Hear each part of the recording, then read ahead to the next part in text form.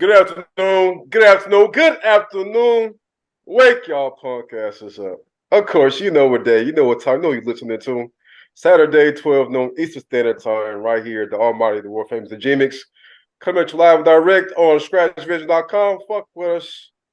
You know we got it. Bridget Hayes, by the way. Samoy Swagger. DJ Sawyer.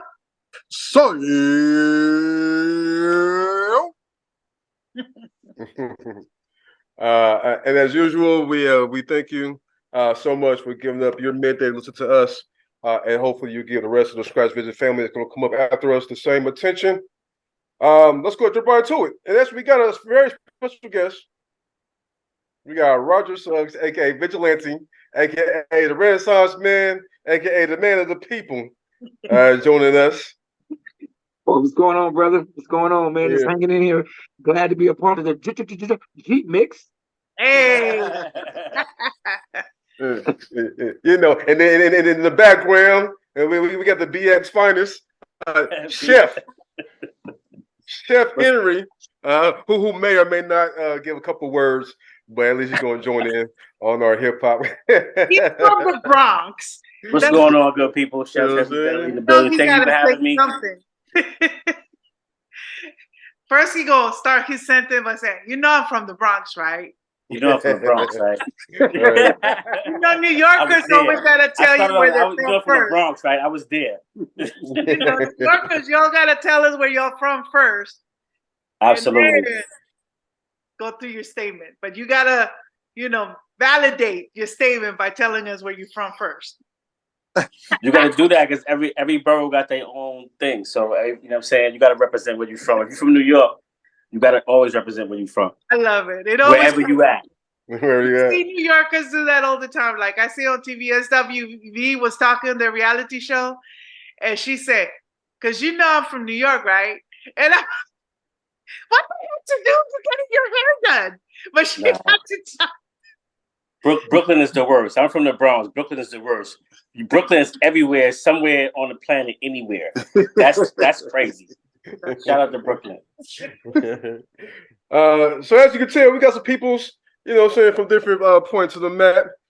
We got Vigilante out of Kansas City, and we got the Chef Henry out of course, she already said it, BX. You know what I'm saying? Because that's how New Yorkers do, right?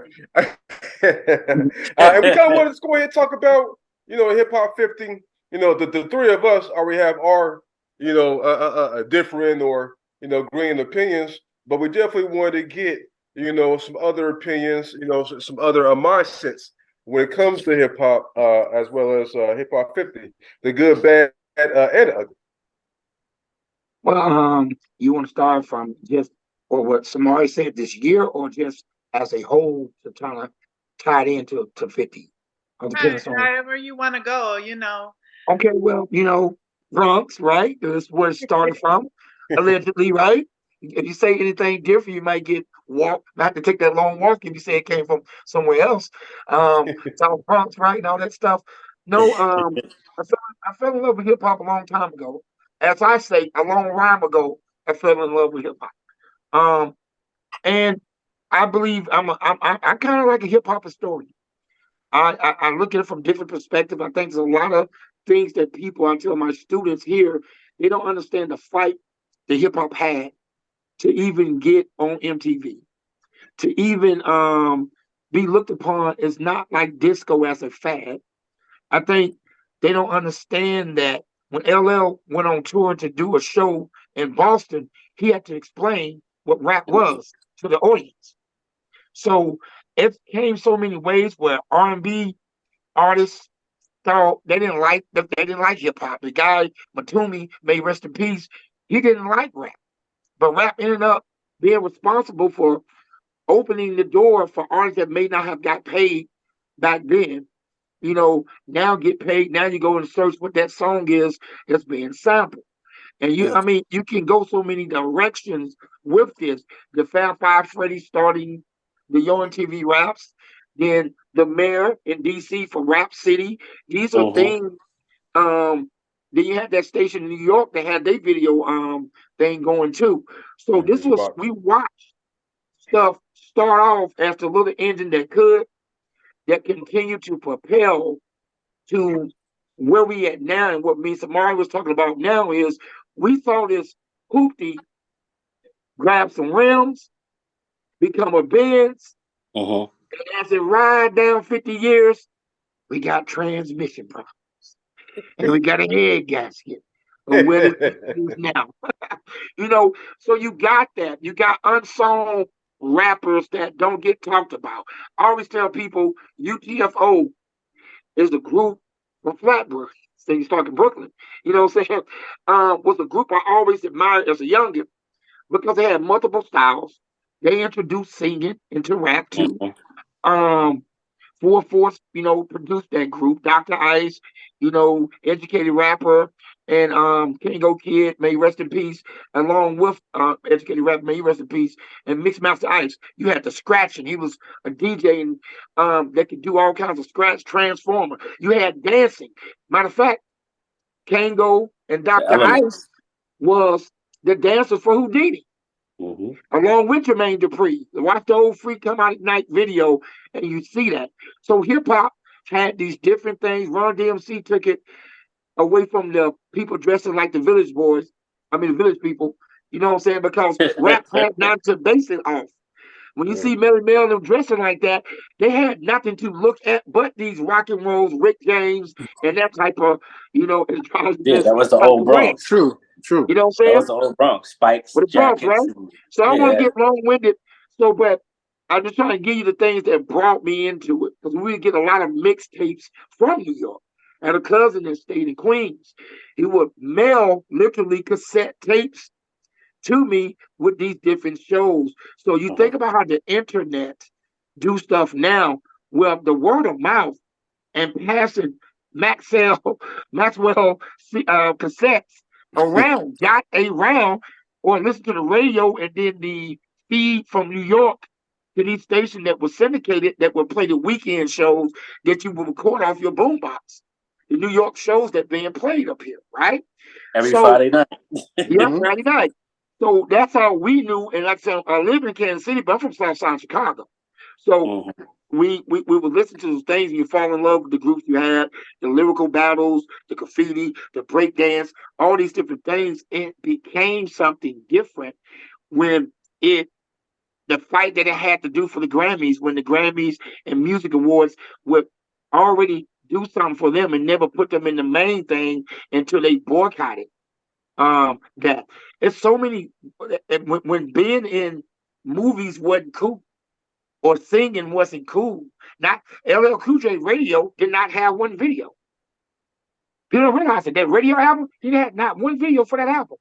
Mm. So there's so many things you could see that this thing propelled and grew from then it spread it to the West Coast, South, and all these different elements, all because these kids out of New York, right? Started this fledgling type of thing that is spread all across the world. And I think that I told Samari this, and I'm digress. It still is not getting its proper respect this year. It should be way more bigger on way more things than what it is. And I think we're doing it an injustice because it have influenced how you dress. It have influenced everything that you look around. It's hip hop influence from sports, how they wear their clothes, to the shoes, the athletes, everything. And I think because of the transmission and the head gasket and all that smoke, we forgot that this was a hoopy and it should be something like a Bentley now. Mm. Wow. Mhm. I Wow. agree with that. I definitely agree that um, there was so many things that have not been honored, Yes. but it is so massive. So many things, like you said, the style of dress, the style of talk, How could you honor everything all hairstyles, at the same time? hairstyles, glasses, uh, nails, earrings. I mean, like you could go and take little Mm-hmm. things like that seem insignificant, but if you look at the things that it did Yeah. to made it mainstream, made it cool, where it was the you know, I always say the kids that were considered the quote unquote bad kids in the neighborhoods. To this day, I always think of that. I The use that. different kids. Don't underestimate the youth. They're the ones that created this hip hop shit. Yeah.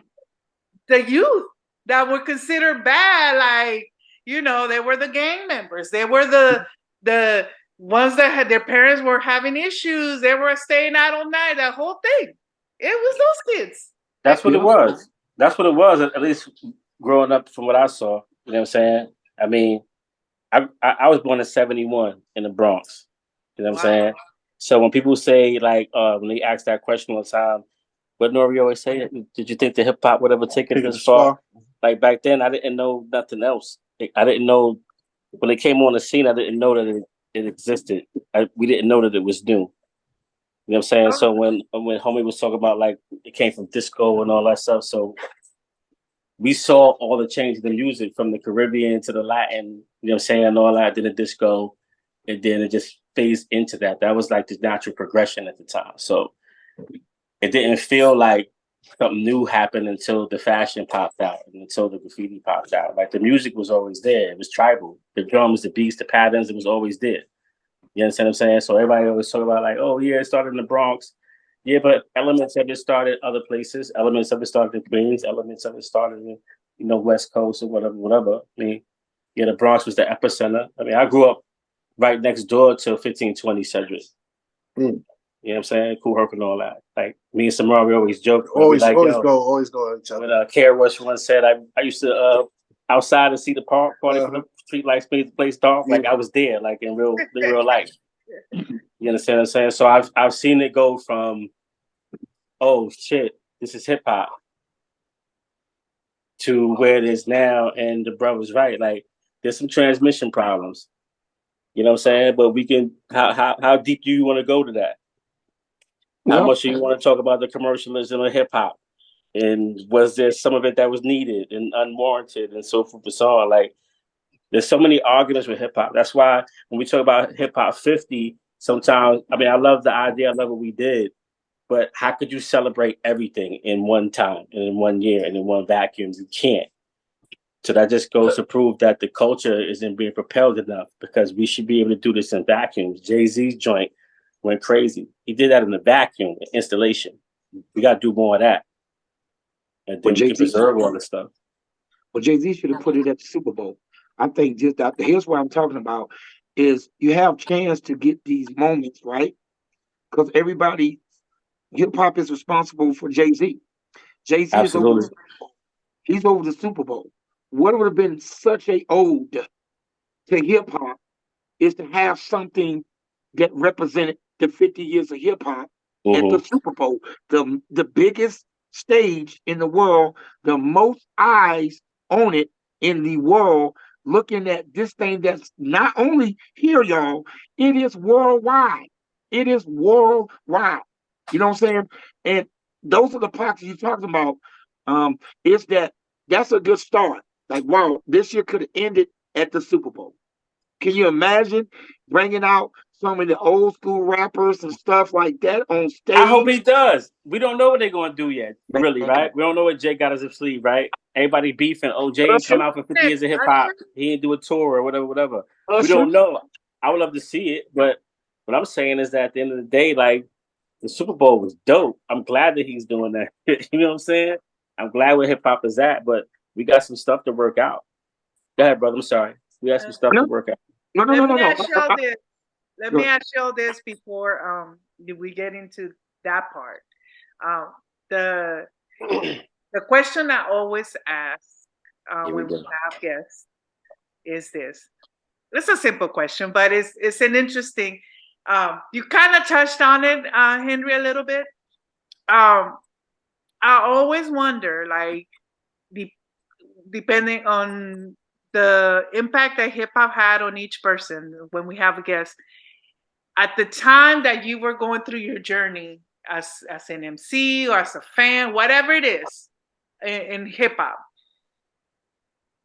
did you realize it was something special at the time, or did you kind of look back and were like, wow, realize that what you were living or what you lived at the time, you realize I was in a special moment, a special place in time, and you looking back, or you realize it while you're going in the moment, did you realize I need to take care of this because this is something special? I I don't know what it is, but this is something that is going to remain with me, whatever it's called, you know. Yeah. As for me, as an MC, I feel like a superhero. I feel like there's only a few people that can rap. You know, I'm talking about really rap. I ain't talking about, I'm talking about really get as an MC. And you felt like a superhero because I remember in classrooms, I took an English class. They said, do a rap about this because it wasn't as many rappers that from a skill standpoint. And then because I was getting those tapes from New York, that I was raised in the South, Atlanta. They was rapping. They was like, hit that beat and kick that flow. They was rapping like that. I wasn't rapping like that. I was trying to rap like LL.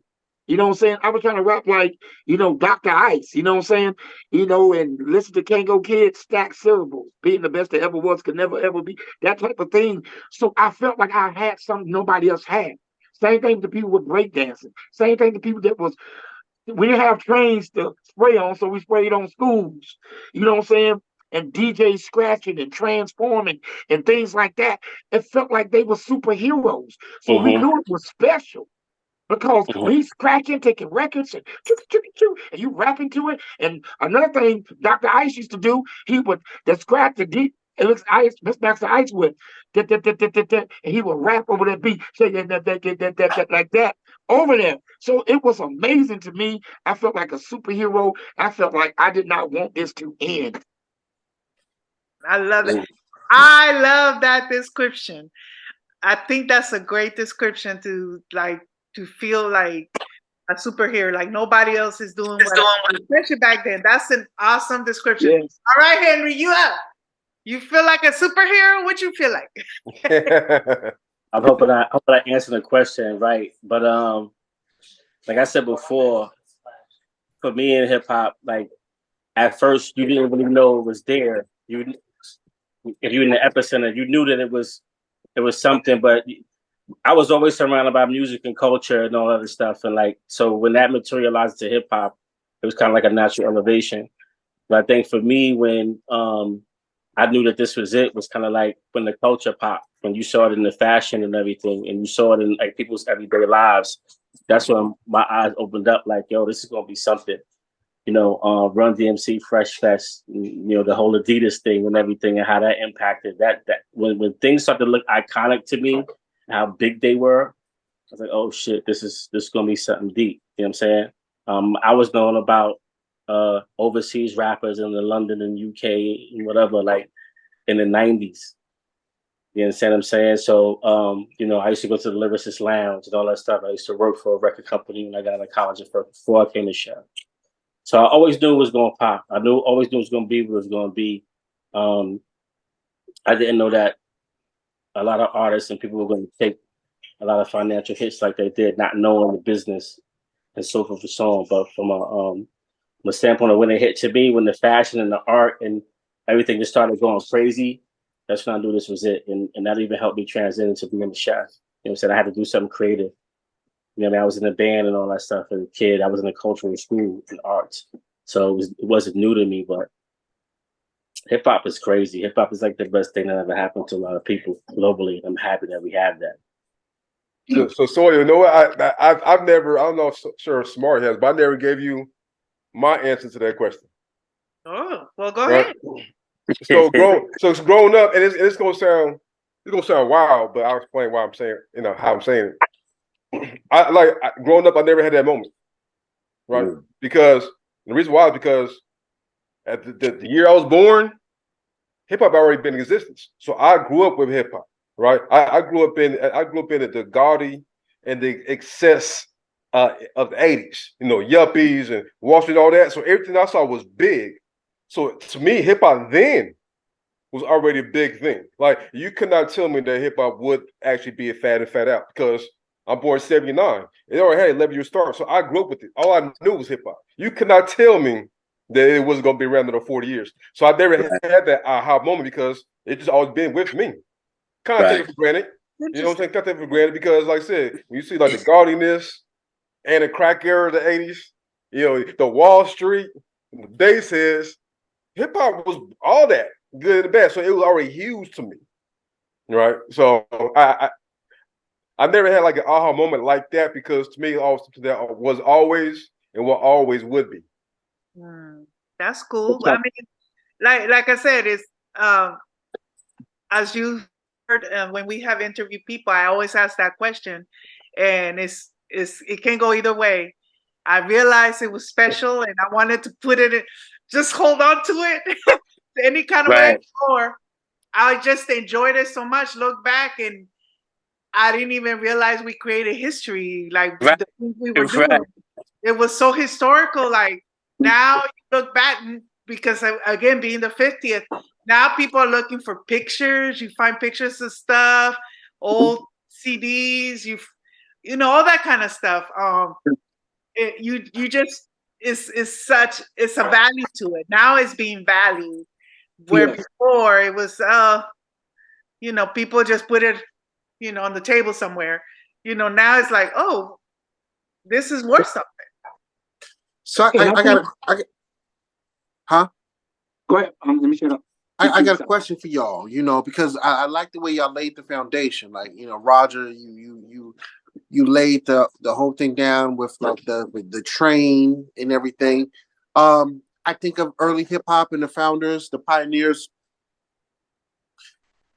as if we look at it like a real railroad industry. We had people that came and laid the tracks, actually laid the track, the wooden tracks, the metal rails and all of that. A lot of motherfuckers have come and gone and died. We don't know their names. Then we had people that built the train, put the train on the metal, on the tracks, started getting it moving and all that. That's a lot of years that's gone by until the point where now it went from like some steam type thing to an Amtrak, right? Mm-hmm. And it's kind of like when you said like Breezy said, like, yeah, I was born into it. He said, I was born into this. Now, the generations that are being born, it's kind of like they're being born into first class of hip hop. But they don't have the concept of the rudimentary foundation of like, damn, this is the shit. Do you understand what it was built upon? What the purpose was? The direction, all the energy and sweat equity poured into it. And now you're at the privileged point where not only are you a first class passenger, nigga, you might be able to run the caboose and be the goddamn driver of this train. I want to know what you guys' thoughts are on this. Either one of y'all can go first. You know, as I admitted, I said that I took hip hop for granted because it was always, and it was always going to be. Right. I can tell you, you know, some of our favorite hip hop moments, but I took it for granted because it's just no way that something that meant so much to me was not going to be around. We always talk about how hip hop is transformative and how it touches people. You know, both my parents from Mobile, Alabama, like they from the dirty South, right? When I was growing up, I didn't grow up listening to, you know, Stevie. You know what I'm saying? I ain't grew up listening to Marvin Gaye, artists like that. You know, I grew up listening to artists that played the juke joint, Denise LaSalle, you know what I'm saying, Down Home Blues. That's what I grew up because, you know what I'm saying, that's just where my family's from. But in '85, and this is like my first memory of hip hop. I remember in '85, we were living in Germany. And my father would just, you know, quite often, would say the hook to the message. Of course, I don't know what that is, right? And when I'm 5 at the time, and then I got grew up and listened to it. Like my dad was saying hip hop. This is a Southerner, Mobile, Alabama. I mean, he's seen the world military, but he's from the South, right? So this is somebody that grew up long before hip hop, but this song right here affected him so much that he committed part of the song to his memory. That's great. and probably subconsciously, not knowing it, sing the hook. Amen. That's how it be. I've said this story many times, but I like repeating it, so I'm gonna say it again. One of my favorite things, I think my experience is always different because of how I came about with hip hop. Especially I was still learning English. I lived in the border, and I first heard hip hop in Mexico. Going to party, being a bad kid, one of those bad kids that created hip hop. I was one of them. I would have been one of them, I should say. But looking back now, I really trip out at the impact it had without even trying. It wasn't like people were like, "Hey, this is cool," whatever. But if you could really see it with these Mexican kids like myself. But the one thing that really stood out to me was when I saw the Mexican boys getting curly perms so they can have a Jerry curl like NWA. I swear that happened. And I didn't really think anything about it at the time. I just was like, oh, why are they getting a perm? And I went to we were all hanging out, and I went to their house, and their mother was doing like the little, y'all wouldn't know, the little rods and stuff, and you could smell it, and I'm like, what's happening? Oh, and they will have little, just like NWA, mock, like that's the impact, like that it had. Like I wish I had pictures of that. I'm gonna have to look because it just showed how much of an impact it had that boys were doing that. These were 13 to 16-year-old boys doing this, and it just is such an experience. It took such a hold of people. The fact that people all over the world can talk about hip hop and understand each other. It's a very special culture that came about. And I'm just very proud to be part of it. Just us being able to connect off of it. Who knows if I would have ever met any of y'all, or, my whole life just revolved around hip hop, and I've been able to connect with great people based on it. And not just me, but everybody in hip hop has really connected and created such a strong culture that I can go to Japan and I'm wearing my Adidas and I'm wearing certain things. People know, oh, she hip hop, little things like that. People will know. They can connect with you. You can have a whole conversation. Who's your favorite rapper? Oh, me too. Oh, I like it. You have a whole conversation based on that. And I think it's amazing. That's how this show came about. Honestly, it's exactly how we started. True indeed. For me, hip hop.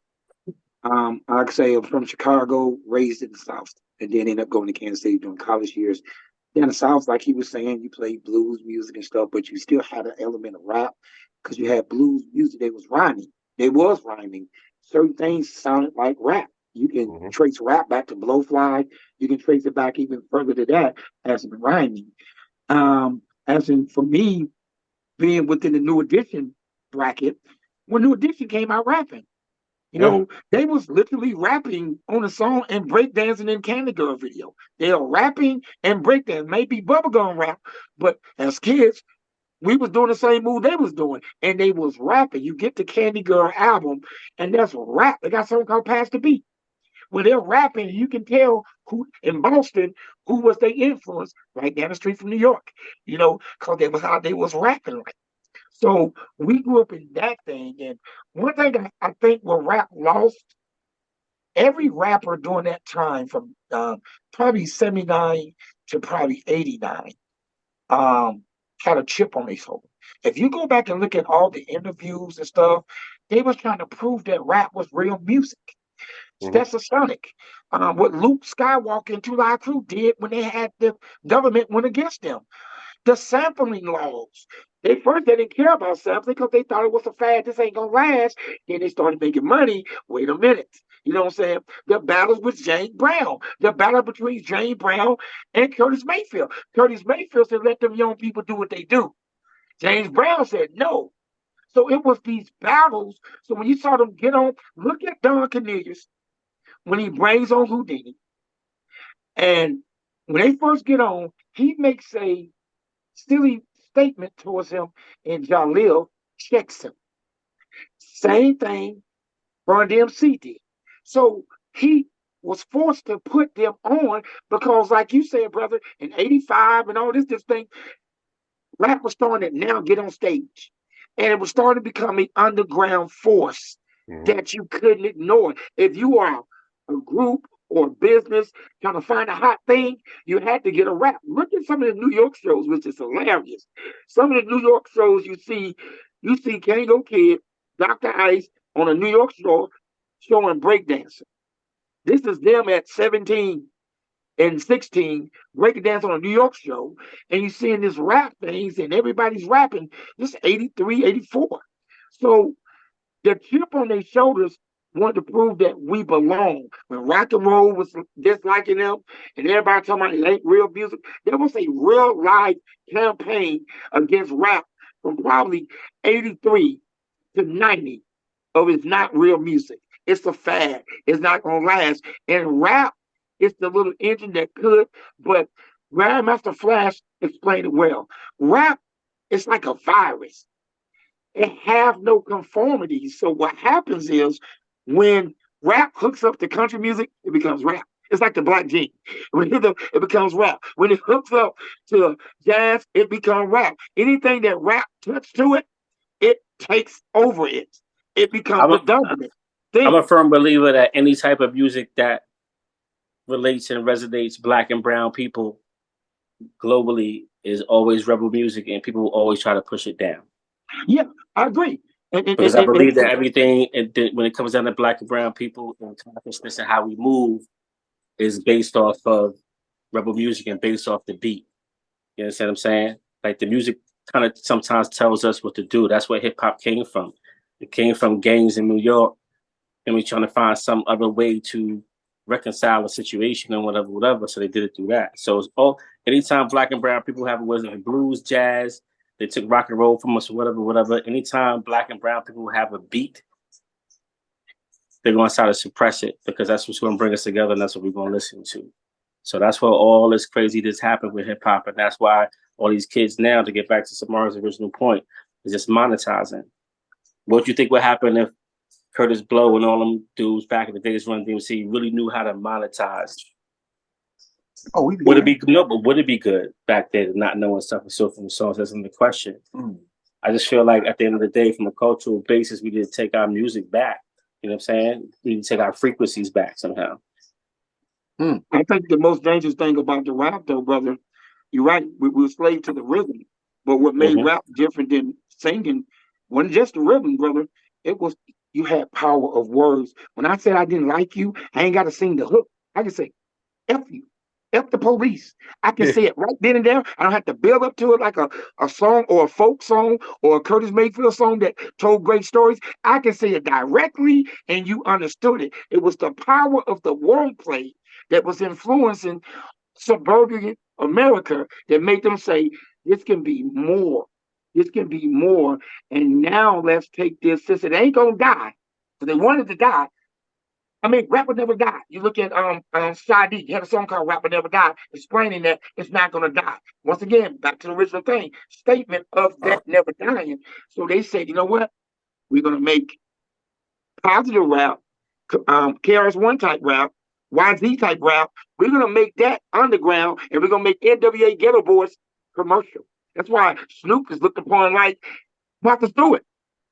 Think about that. In the 80s, if you would have thought that Snoop would be beloved, and even in the 90s, he ain't nothing but hoes and tricks, and you think that he's gonna be doing that like that, you'd be crazy. So they made the conscious rap, as my brother from the Bronx said, it had power. So we got to depower that, and we're gonna empower this negative stuff. And if it died, we want it to go anyway. If it keep living, we'll just make more money. And that's what they're doing. They don't care if it dies. But since it ain't dead, it's a zombie walking out here, then guess what? We're gonna make money, more money. As long as you ain't talking about me or my race, go ahead. You have a ghetto pass and incentive to dish your own people, and we will make the most money and ownership of it. So have at it. Mm. Wow. You said a mouthful. Now, Wow. we debate. Well, I said more discuss than debate. That a lot. The only thing I would say, and I always say, because me, like I was telling you, or I said earlier about being in El Paso and the influences, NWA was part of the influence, and I always look at myself. It didn't. I never looked at it as, oh, I'm gonna be a gang member. I'm gonna be a killer. I just enjoyed the music, and although, of course, there's always gonna be some type of influence, I always say, let's not underestimate the youth. Let's not underestimate the youth. That's a big thing with me. Like, I feel like the youth are smarter than what we give them credit for. And don't be quick to judge. That has been a big thing with me since we started that show, and I always say that we just gotta be careful on the judgment that we bring to younger people. I always keep that in mind before I jump into that talk, just to make sure that I'm not underestimating the young people, you know? So I got you. I've been teaching for 17 years. I got my students are based from 18 to 24 each year, and I mentor students. And the ones that was getting the Jerry curls in California, also, you got to remember this thing is synonymous with Crips and Bloods at the same time. So that's how I looked at it, but not necessarily judging that there was always a diamond in the rough. But when I say the influence, the murder rate did go up high. These things are here. I'm in Kansas City right now. Kansas City should not be having more murders than New York. It's smaller. But I can tell you with experience of 17 years, I'm working in a college right now. I'm in my office right now. Is that it have a major influence because what you're talking about, the fest that he was talking about had not only good rappers on, they mixed the gangster rappers with everybody. And you see them backstage playing with each other. Then they started to separate. It wasn't a fest. All gangsters going through together, all positive going through. They never mixed it. You was blessed to have that mix of things that they were just doing music. Now they are separating these guys. So if think about it, if NWA rap and then KRS-One come on, now you got something to kind of balance things out, and people got along with the Fresh tour and all these different things. But now it is calculated. I would agree with you. There was a separation that happened, which to this day I don't care for. I enjoy music, period. Before anything else, I enjoy music, and that's it. So if I used to say that all the time when it used to be just hip hop, and that was it. And like what tour we always talk about that we use as an example with, it was the Poor Righteous Teachers, X Clan, Too Short, Ice Cube. Why those particular groups and acts? Because they were considered the most dangerous acts at the time. But if you look at the wide messages that they had, like it was a really good combo, and nobody was thinking, "Oh, they shouldn't go together." They go together, and Yes, I ma'am. don't have an issue with that because to me, that right there to me is how hip hop should be. You know what? Let's when we talk about hip hop and we talk about rap, particularly in today's times, that is one synonymous phrase, right? Where we're all of a certain age where the culture was hip hop. Rap is one of the 5, elements of hip hop. So now when we talk about whether it's trap, whether it's drill, whatever your feelings are about a lot of the mainstream women MCs, they're being lumped in hip hop. No, they're rapping. When you look at their aesthetic, and I'm not saying they gotta break out the shell shows and walk around with a cardboard box, but you don't see hip hop. Right? A lot of folks laugh at me when I say this. When I break it down, it makes sense. Black Eyed Peas. Black Eyed Peas to me is the perfect example of what hip hop culture is. Look at their videos. Regardless of had a pop sound, their videos are always represented all 5 of the hip hop. You had a DJ, you had graffiti, you had dancers, all that on display. Regardless if it was a pop sound, they always represented hip hop aesthetically. Right. So now when we talk about all these things, and a lot of it is negative because that's by design. They're pushing that.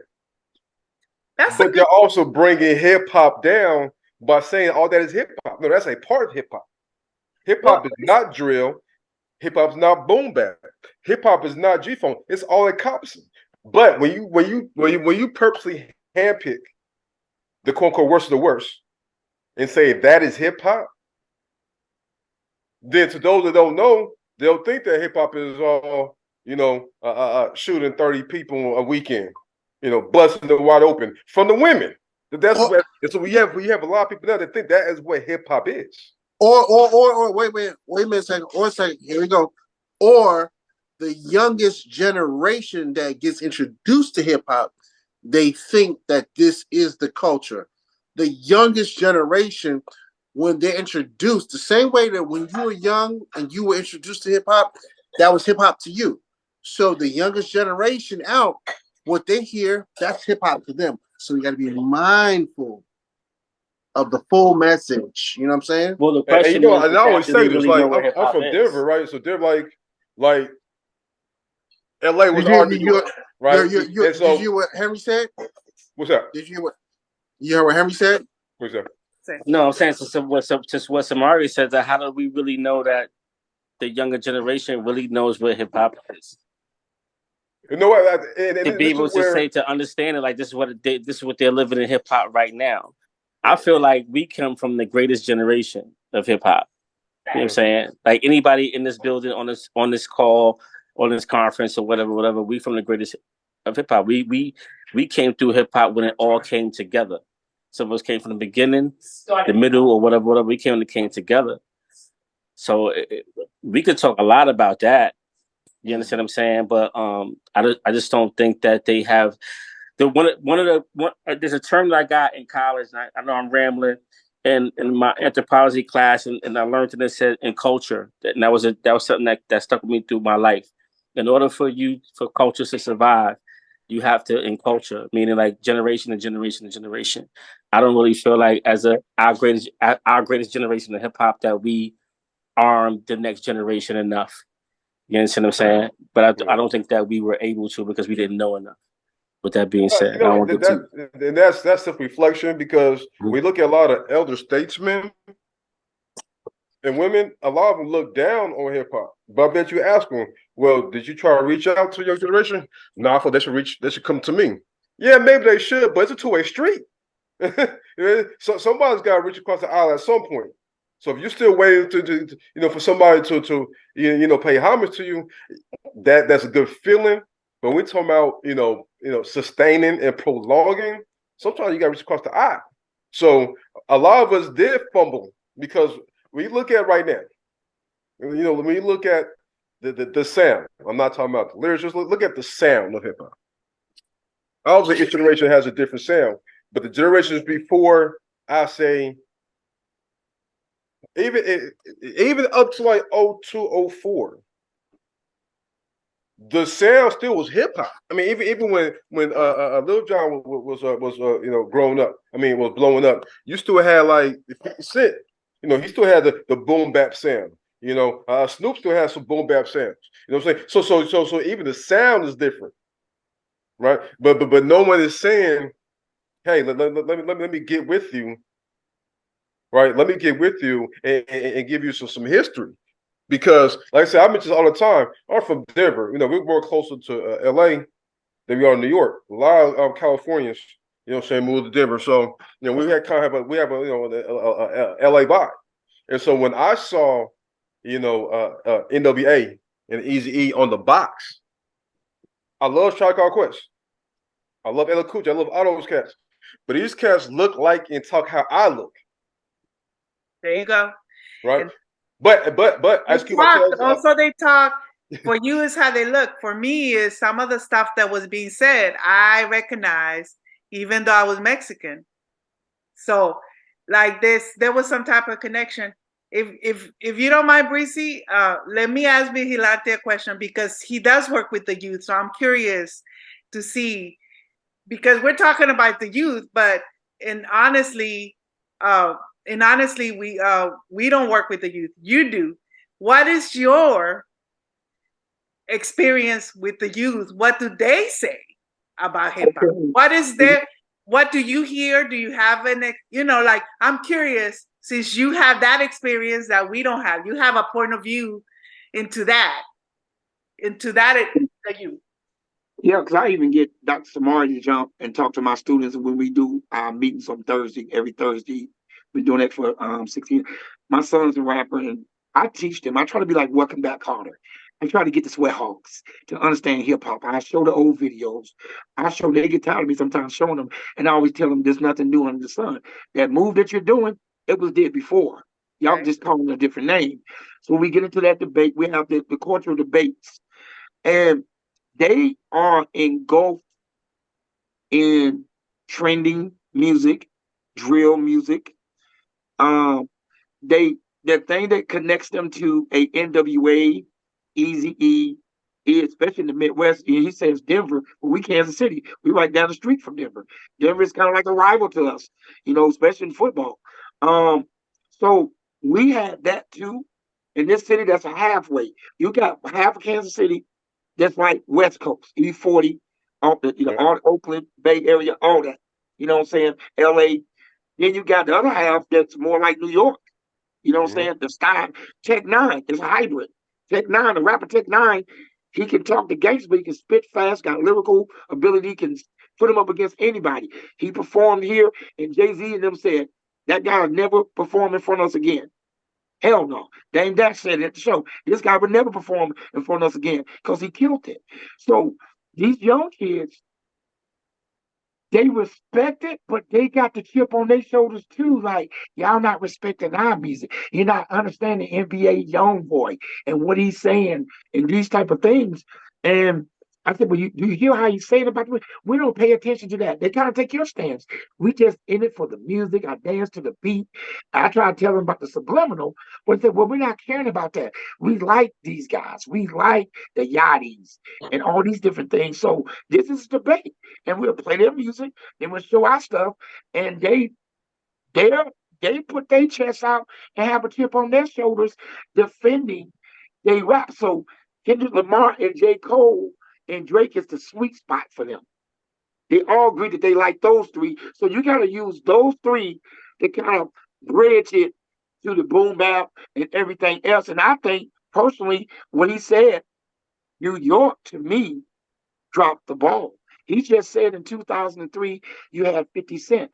But when Andre 3000 said, the South got something to say from that day in 1995 when that happened, and Outkast, Goody Mob, Organized Noize got together, and Soldier Boy, Yule, they took over and put pressure on the East Coast, and then instead of standing their ground and keeping and teaching us about the element, they decided to follow the money and they changed their style, their sound. You got East Coast rapper got drill music now. So on, you talking about the trendsetters started to follow the trend and move down to Miami, and lean back, lean back. There you go. So it switched. So and the South, unfortunately and fortunately, is still winning. And everybody's still following that lead. And we're forgetting about Nas. So New York, it's like the second childhood. Nas got a song called Second Childhood. Mm-hmm. We still standing on the block reminiscing instead of, see, we're so in love with nostalgia. I always tell my students this. If nostalgia is so good, why don't we bring that into the present? We don't. So we don't bring them to the press, so they don't know. So you can't not know what you don't know and expect for them to know. When people say that New York dropped the ball, right? I can agree to a certain extent. I would use the same terminology. Come on, bro. I think what I'm gonna say to you is that the culture of New York hip hop being that it was the epicenter, like, you know what I'm saying? There's a lot of expectations on that, right? If we could sit there and we say we started, whether it was Bronx, Bronx, Brooklyn, whatever, even in New York, we have our own competitiveness in terms of who did what. You know what I'm saying? The Bronx, like I said, we started. Queens say what we did, we started it too. Brooklyn say we elevated it. Staten Island said, well, we got the woo, whatever. Like, so hip hop really in New York, it belongs to everybody, but we do this and we compete amongst each other. From a hip hop standpoint, it's a pride thing with us. It was all about bars. It was all about that. You know what I'm saying? I've dealt with like Jersey artists that's crazy. Like they like verbal assassins. But like New York, like, what I say before, we used to have the conversation before, I was saying like, yo, we came up when everything came together. We saw the fashion part of it. We saw how it made people buy a certain sneaker. It made people buy a certain jacket and whatever. So we felt like we was the Wakanda of hip hop. You understand what I'm saying? Before Wakanda even, you feel what I'm saying? So how could you tell us what's hot? You heard? How could you tell us what's dope? You know what I'm saying? We still battling amongst us. So not only that, but like if you wanted to get a record deal back then, you had to come to New York. That's true too. Def Jam, Bad Boy, Atlantic, everything, you had to come to New York. I'm talking about pre-Atlanta jumping up. You understand what I'm saying? I'm just trying to set some context as to how New Yorkers always thought about hip hop. So when people say they dropped the ball, it was like, yeah, you could say that, but we was encapsulated in our own shit, trying to find the next dope person or what have you. I don't think that we took advantage of the culture collectively that we had. Whereas like Atlanta, they had a culture. You know what I'm saying? The South, they had a culture. Like in New York, back then, motherfuckers wasn't driving around selling $1 million out of their trunk or whatever. Mm-hmm. Everybody was in the studio. We had to do. I think that what I mean by dropping the ball is who played the loudest trumpet about how good they were. You had to be from New York. You ain't got bars unless New York say you. Everybody, because Philadelphia, popular art. Let's go with Steady B. Let's go with Cool C. Let's go with Marley Marl, who was so competitive in New York that he had to go across the street to Philly to sign them first with the Juice Cruise disc and all this stuff. What I'm saying to you is that when he said the South got to say, other cities revered New York for lyricism. If you see Andre 3000, why he get respect, because we, like you said, we understood the bar. We had to be able to rap. It wasn't no South like Luke Skywalker 2 Live Crew for a person like Andre 3000. They was bars. We understand double entendres, stacking similes and metaphors. We understood that because we studied New York and understand that New York said this is the standard. Hey, real quick, it's time for us to go out of here. But fellas, please let the people know your social media, contact, everything. How you can get in contact with you, how they can work with you all. I want to debate with y'all some more. Yeah. Yeah, but go and give people your socials. Mine's is you can go to truththereason.com for my website, or you can go to Roger M. Suggs, ROGER M. Suggs on Facebook, and Instagram is truththereason.com. Chef? I am Chef Henry Dudley on IG. So this is me, Chef Henry Dudley, aka the Gods Must Be Crazy. And of course, if you want to reach us, you all can email us at thegmixdmv@gmail.com. Find us on Twitter, the Gmix, Instagram, the Gmix DMV. Like our Facebook group, and of course, you catch us here each and every Saturday at 12 noon Eastern Standard Time.